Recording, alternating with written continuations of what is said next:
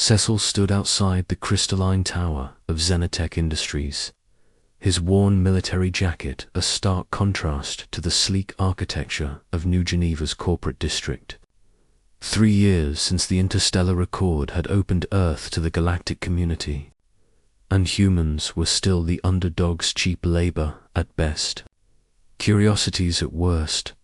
The interview had been a disaster. "Your credentials are primitive," the Valkyrian HR director had said, her 4 eyes blinking in unison. "Combat experience? We require engineers, not soldiers." Cecil had expected rejection. What he hadn't expected was to witness it on his way out. In the building's central atrium, a crowd had gathered around a massive holographic display. At its center stood Ursula Chen, Xenotech's youngest department head and the only other human Cecil had seen in the building. Her dark hair was pulled back severely, and her expression was one of barely controlled frustration. "The quantum lattice is destabilizing," she said, gesturing at the 3-dimensional schematic rotating before her. "We're losing coherence every 47 seconds. If we can't solve this in the next hour, we'll miss our launch window for the Mars terraforming satellites." A insectoid Threni engineer chittered nervously. "The mathematics are impossible. We've tried every conventional solution." Cecil paused at the atrium's edge. His tactical mind, honed by years of impossible situations, automatically analyzing the problem. The lattice structure reminded him of something, not from engineering school, but from war. "Collapse the 3rd quadrant entirely," he said, loud enough to carry across the atrium. Every head turned. Ursula's eyes found him, narrowed with irritation. "Excuse me. Your problem isn't the lattice itself," Cecil continued, walking forward despite the security guard's warning gesture. "It's the redundancy pattern. You're trying to maintain structural integrity across all nodes simultaneously." "Obviously," Ursula said coldly. "That's basic quantum engineering."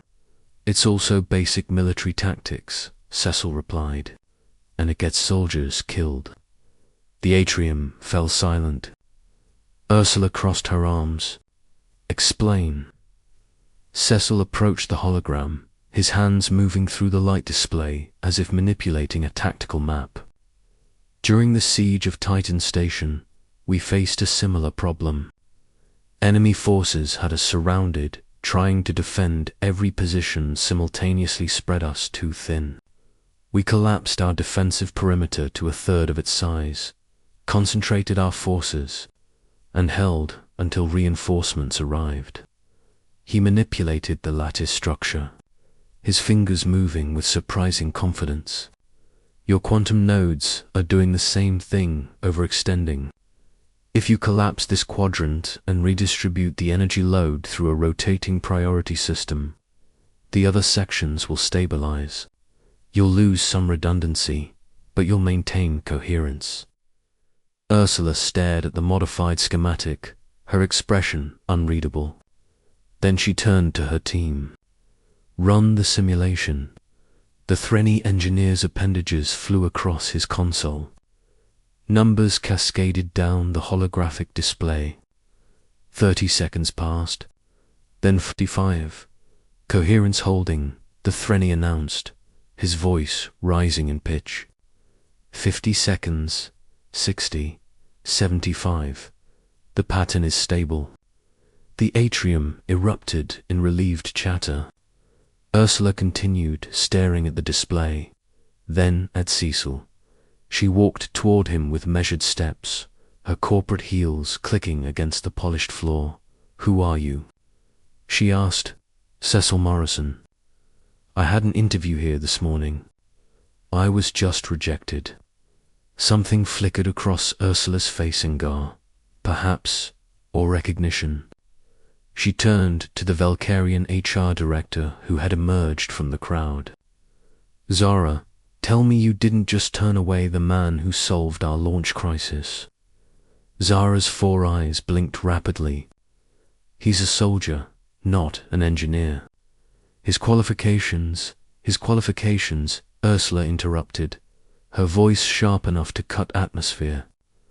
Just saved us 40 million credits and our contract with a Mars colonial authority. She looked back at Cecil. Walk with me. They left the atrium, entering a private elevator that shot upward with dizzying speed. Ursula finally spoke. How did you know? I didn't, Cecil admitted. Not exactly. But I've spent 10 years making impossible decisions with incomplete information. You learn to see patterns in enemy movements, in resource allocation, in system failures. Your quantum lattice was exhibiting the same strained patterns as an overextended defensive line.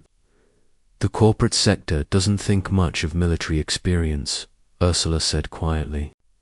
I've fought that prejudice myself. Before I was an engineer, I was fleet intelligence. Cecil glanced at her with new understanding. Then you know. I know that humans have something the rest of the galaxy doesn't understand yet, she replied. We grew up on a death world. Survival wasn't guaranteed by technology or hive minds or telepathic networks. We had to innovate, adapt, overcome, or die. The elevator stopped at the executive level. Ursula led him to an office with a view of the city sprawling below, where human skyscrapers stood alongside alien architecture in a testament to cooperation or competition. Xenotech is launching a new division, Ursula said. Crisis Solutions. We'll handle the problems nobody else can solve, the ones that require unconventional thinking. I need someone who can see what others miss. She extended her hand. Interested. Cecil looked at the offered hand, then at the woman who'd fought her own battles to stand in this office. He thought of the HR director's dismissal, of every closed door he'd faced since leaving the service. Then he thought of the quantum lattice, spinning stable in the atrium below, held together by the same principle that had kept his unit alive against impossible odds. He shook her hand firmly. When do I start? Ursula smiled a warrior's smile, sharp and knowing. You already have. Welcome to Xenotech, Cecil. Let's show them what humans can do. Outside the window, the sun set over New Geneva, painting the sky in colors that Earth and 100 alien worlds shared. In the reflection, Cecil saw not a rejected veteran, but something the galaxy was only beginning to understand. A human with something to prove, and nothing was more dangerous or valuable than that.